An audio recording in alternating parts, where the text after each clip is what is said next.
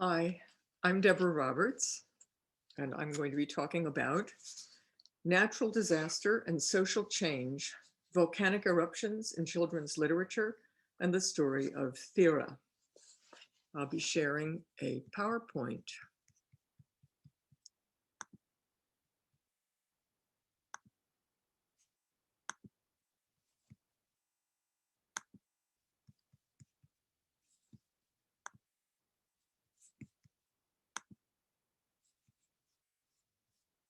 Let's see.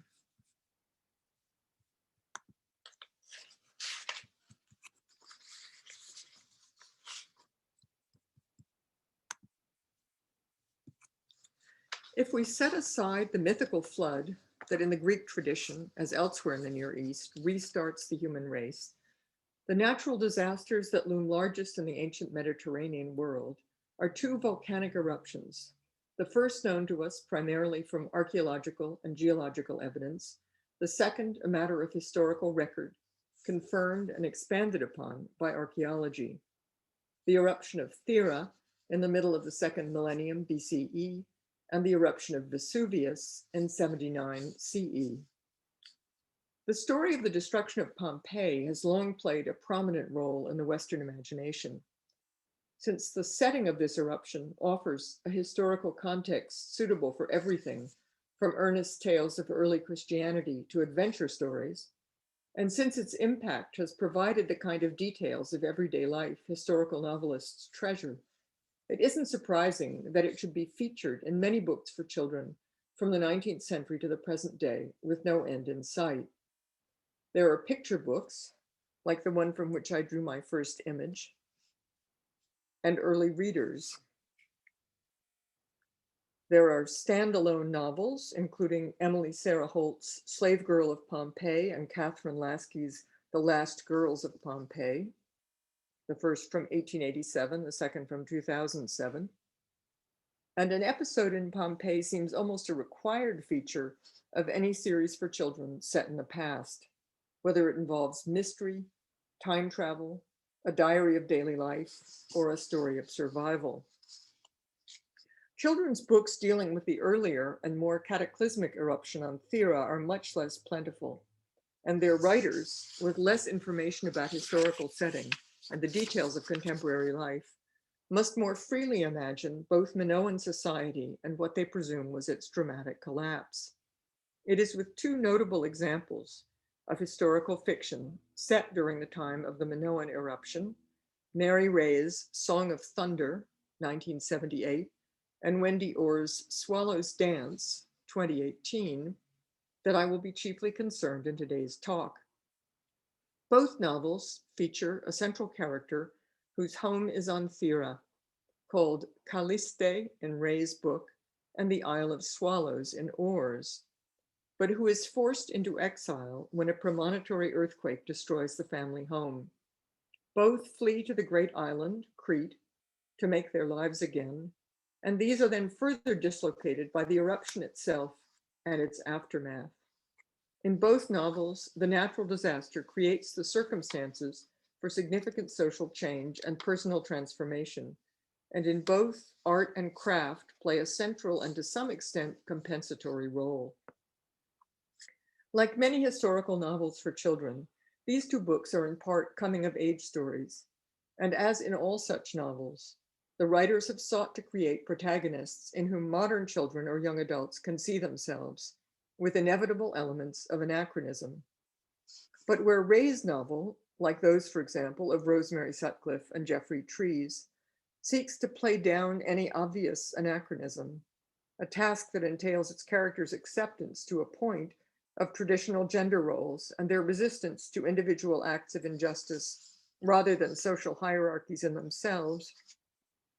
Orr's novel, like many other millennial works of children's fiction, embraces a commitment to the explicit communication of contemporary values, with an emphasis on women's agency and social justice. The central character of Mary Ray's Song of Thunder is a young poet-singer named Kenofer, whose progress in his art is blocked by the governor's hostility to his family. Rescued by the beginnings of an earthquake, from imprisonment and forced labor. Cenifer leaves the island with other refugees in the chaos after the earthquake destroys the town and sails to Crete. There he studies with the poet known as the Master, is reunited with his sister Theano, who separately fled Thera, and makes friends with Prince Geryon and his son Asterion. 5 years later, Cenifer is a famous and much-traveled singer who is losing his sight. He decides to return to Calliste with Theano as guide and with Asterion, who must leave Crete because of his role in an ill-omened accident during an initiation rite. But the island is clearly uninhabitable, and there are signs of further disturbance. The three and those with them flee to Achaia, where on top of the rock, now called Manemvasia, they watch and survive the volcanic eruption and the tidal wave that follows. It came on a mountain of water, half as high seemingly as the great rock on which they sheltered. The water struck the rock and it trembled, mighty as it was. Spray blew in their faces, and the thunder of sound was about them again, and then the crest had passed. Sheltered as they were by the highest part of the rock, they did not see it strike the town, only heard a grinding roar that went on, and the second shock as the great wall of water fell back, its force broken inland by the lower slopes of the mountains. As the novel ends, they receive word from Crete, where the effects of the eruption have devastated a natural world once green and thriving, with volcanic dust burying the vines and stripping the olive trees of their leaves. There were no people, no cattle, asked the old king. Not a beast, not a growing thing except the stumps of trees. We went south to Phaistos then, but we knew before we saw the plain what we would find, because there had been signs of it even in the high valleys of Ida. It was as well that we carried our own food, for there was hardly a blade of grass on the earth or bird in the air. Cenifer, Theano, and Asterion decide to make a new life for themselves in Sparta. Ray here follows a standard hypothesis about the historical changes brought about by this eruption. By the end of the book, Crete's authority is broken, its king and queen dead, and its economic stability uncertain. The center of power and culture is shifting to mainland Greece and the Mycenaean kingdoms. This shift also raises the prospect that the worship of the mother goddess, whose cult is central on both Crete and Calliste, will give way to the worship of the unnamed male god who inspires Cenifer's poetry, saves him from the governor, and gives him timely warning of later disasters. In the concluding chapter, Asterion's decision to stay in Greece is confirmed by a report of his late father's words. I quote, "If the hand of the mistress is set against our land, then I would want him far from it. For your God, in spite of all his thunderings, is a kinder God than she." End quote. The earthquake and volcano that overwhelmed Calliste are instruments not only of social and political change, but of personal growth as well. It is the earthquake that releases Cenifer from the governor's prison and sends him to study, always his heart's desire, with the singer known as the Master in Crete, where his art is at once recognized and he becomes a welcome guest and friend to princes and kings. It is the volcano's disruption of the old customs and social fabric of Crete that make it possible for Theano and Asterion to marry for love and across social ranks, rather than have their marriages arranged. The disaster is formative and creative in another way as well, in that it is productive of art. The central focus is, of course, on Cenifer's art. The song of love and lamentation for his lost island is the first song that moves his audiences and brings him glory. Of course he was ready. What else was his life about, now that everything else had been taken from him, but to let his hands bring forth the music that was in them? It was the song of Calliste that he played, the song of the beautiful island with her proud mountain and fertile vines as she had once been, and then Calliste as he had last seen her, riven and shattered and hidden in dust and flame. It was not a song of violent rhythms or harsh anger, but the cry of his own heart, which came out in a melody and pattern of words of great simplicity. As the novel ends, Kenofer is planning a song for his lost friend Geryon and a song for his sister's marriage. His sister, in turn, recalling a metaphor that her brother and others have called on, with the course of events as, quote, a great weaving whose pattern we cannot yet fully see, end quote, prepares to realize that metaphor in a cloak she will weave for her husband-to-be. So often, Kenofer has talked about a pattern he could not properly see. I suddenly thought about weaving. We were setting up a loom at Narcissus when my brother found me alive again. I want to set up a loom again myself now to make you a cloak, mostly dark. Our pattern has been dark, but with a bright border. How will you weave that, Theano? Asked Kenofer, who had heard what she said. With birds, like the ones Father painted on the wall at home, like the one we found. Birds with bright eyes that have flown safe through the eye of a storm. As in many children's historical novels, Ray has used social and geographical dislocation as one strategy by which to free her characters from some of the constraints of their era, and thus, among other things, make it easier for modern readers to imagine themselves in that era and see themselves in its people. Kenofer has the life he chose, Theano has the husband she loves, and both put down new roots in mainland Greece, identified by Ray as a place of greater openness and simplicity than Crete.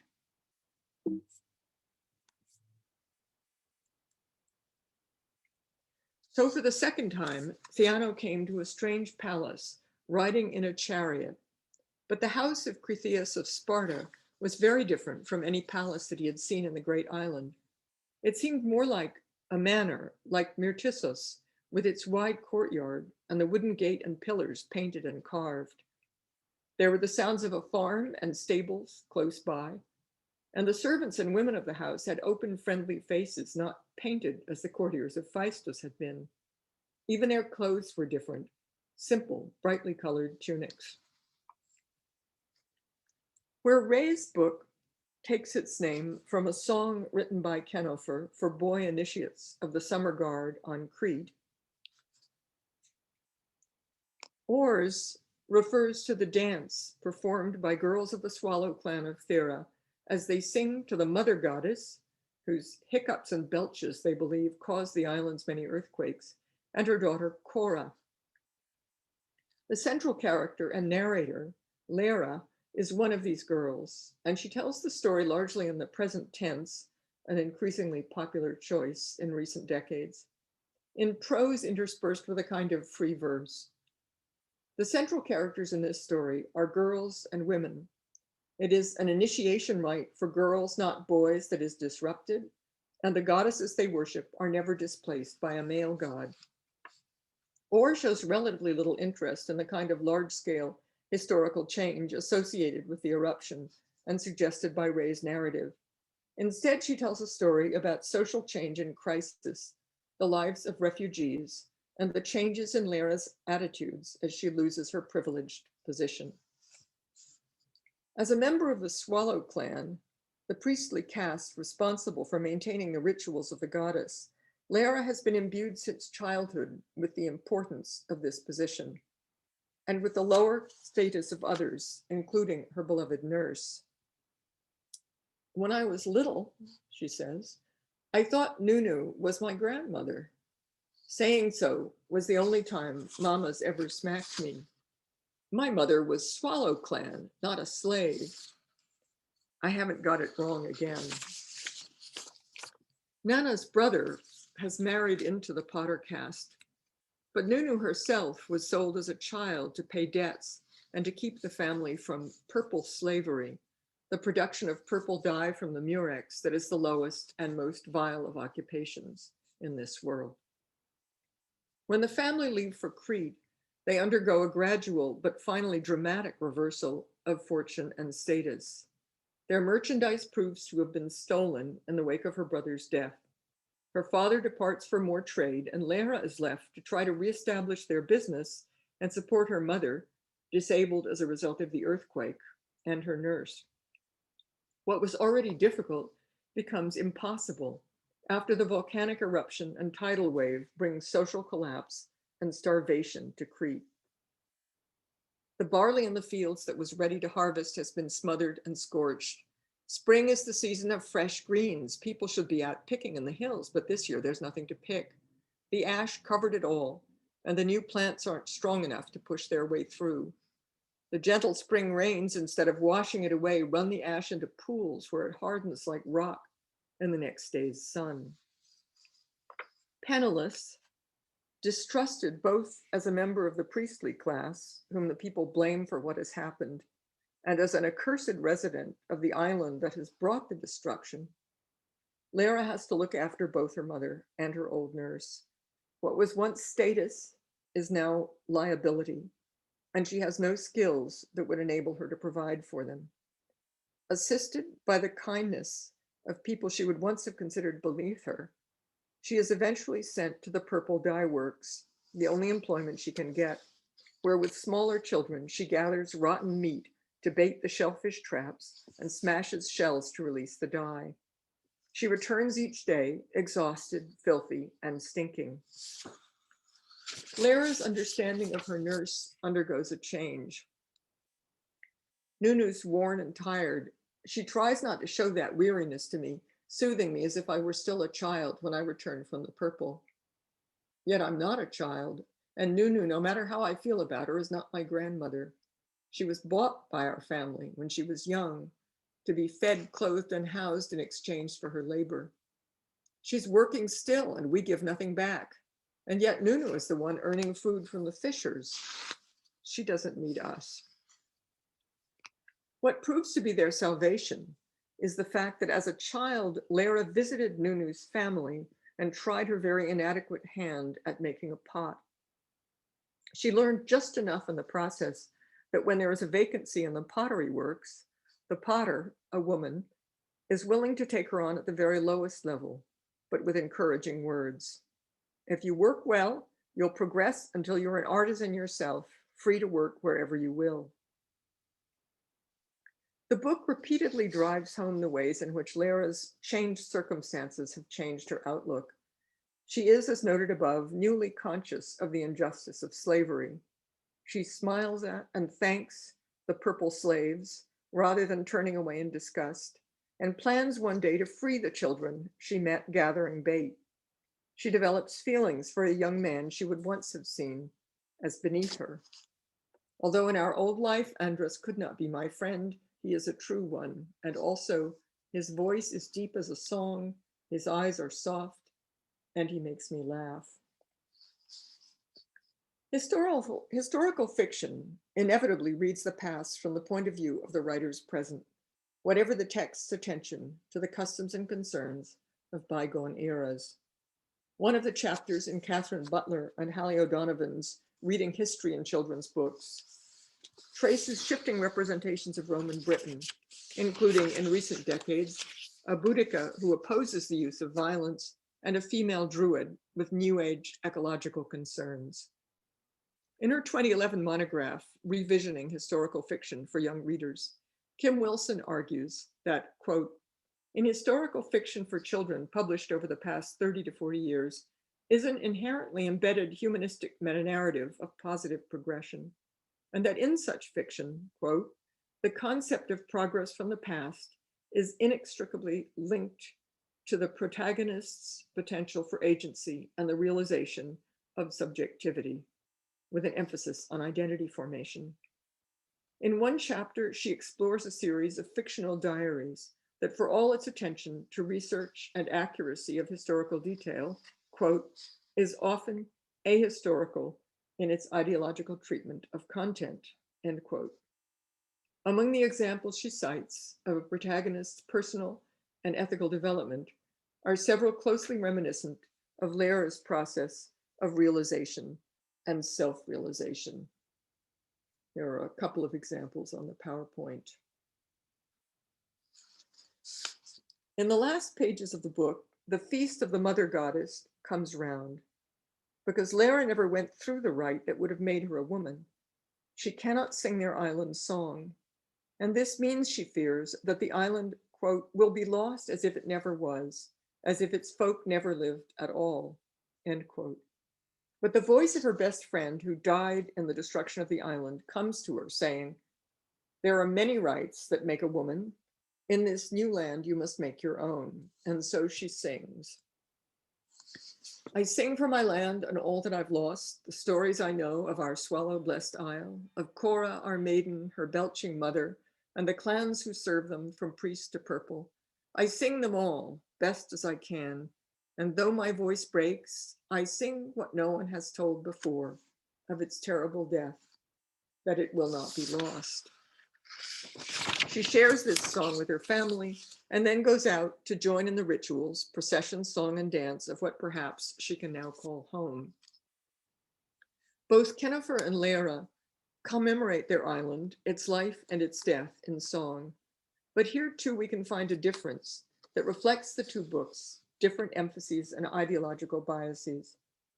Where Kenifer's song is the individual achievement of an artist of genius, a work of art that moves its audiences and lays the foundation for his career, Thera's is represented as an effort by an ordinary person to be shared with her family and in some sense completed by her subsequent participation in the rituals of an entire community.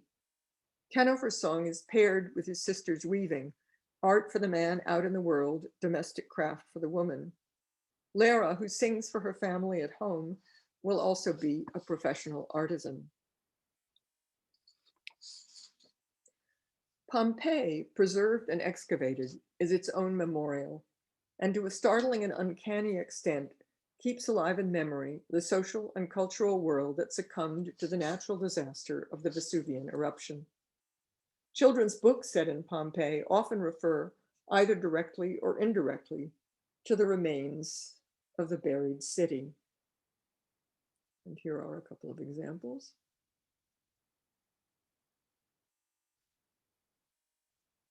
The remains of human habitation on Thera before the Minoan eruption are less extensive, less long studied, and less visited, but they include some striking frescoes, and these are alluded to in both books. Here is a crocus gathering girl from a fresco Thera describes, and here are the birds Theano plans to weave into her cloak, also the swallows of Orr's title.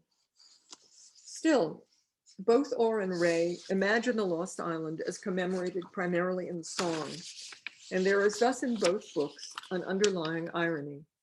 No song has in fact survived to tell the story of Thera and keep the island alive.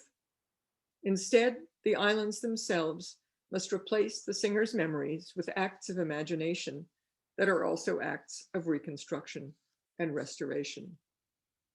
Thank you.